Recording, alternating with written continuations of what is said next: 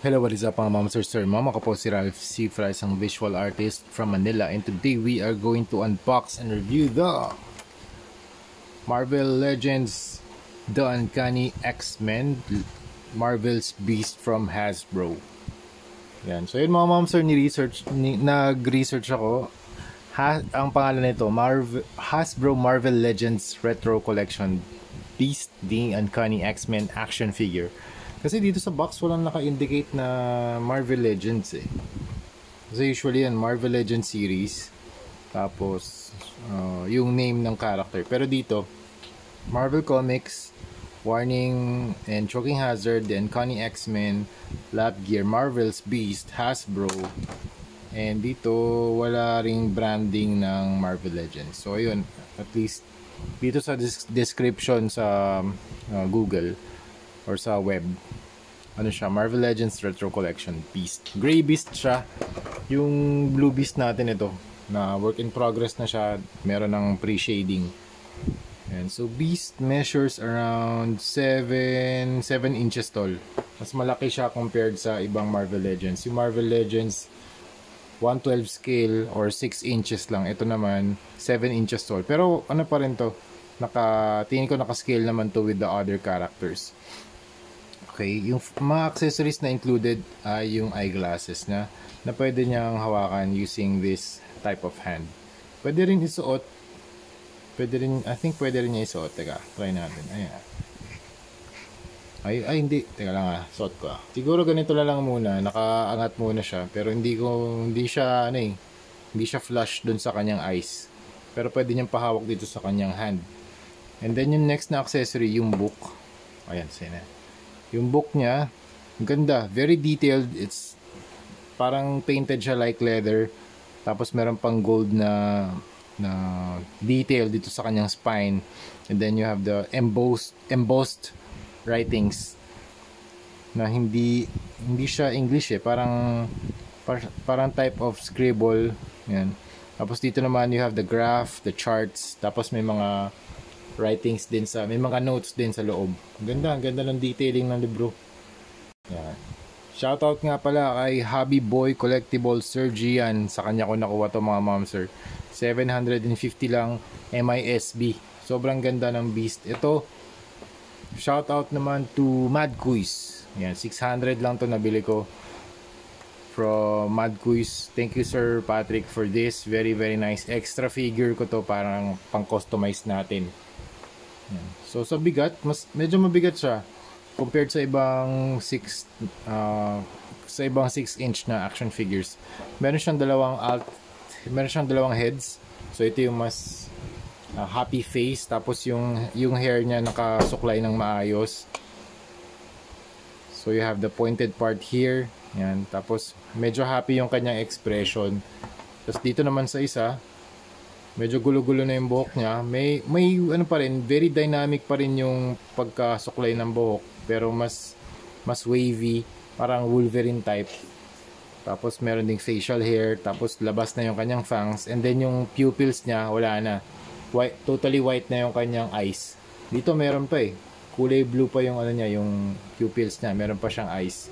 Dito pag nagagalit, meron siyang fangs and walang eyes. Walang pupils, color white lang. Yan. So yung overall build, very solid. Wala naman akong nakikitang mga defects sa mold. Ang ganda ng texture, lalo na yung hair sa body, sa chest, yung muscular detail, yung kanyang shorts. Nga pala sa blue version, meron pala siyang belt. Pero dito sa gray version, wala siyang belt pala dito, no. Yung pala yung detail na nawawala. Pero okay lang, para meron tayong may contrast din sa look. Kasi ito Gray Beast mas retro. Doon sa retro kasi wala siyang belt. So start tayo sa detail sa head. Yun nga, meron siyang dalawang alt heads. So yung expression, ito yung mas happy. And then ito yung angry version. And then dito sa chest, medyo bulky yung kanyang katawan. Ganda ng ano, ng proportion ng muscular. Talagang beast ng ano, beastly yung dating niya.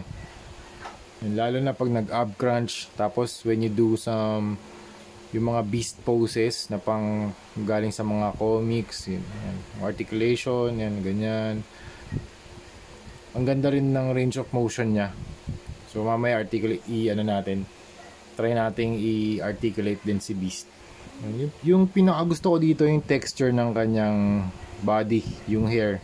Ang ganda ng scalp, ganda ng plastic quality na ginamit, hard plastic.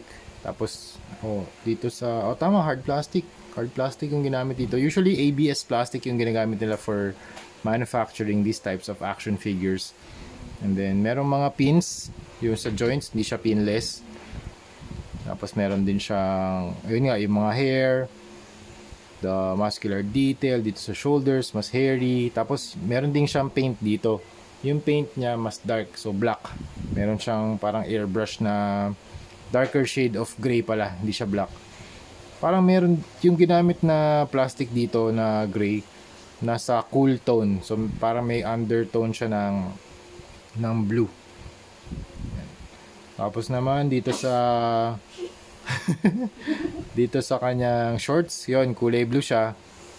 Pero yun nga, wala siyang belt. Okay lang din kasi may contrast dun sa dun sa blue version. Try natin, kaya siguro sa next couple of customs pwede natin to gawing blue, tapos add tayo ng custom belt din. Yan, sa kamay naman very detailed din. Meron ding hair yung kamay, tapos meron ding fingernails, 1, 2, 3, 4, 5, tapos color white. Hindi naman super white pero off white yung yung kanyang fingernail color.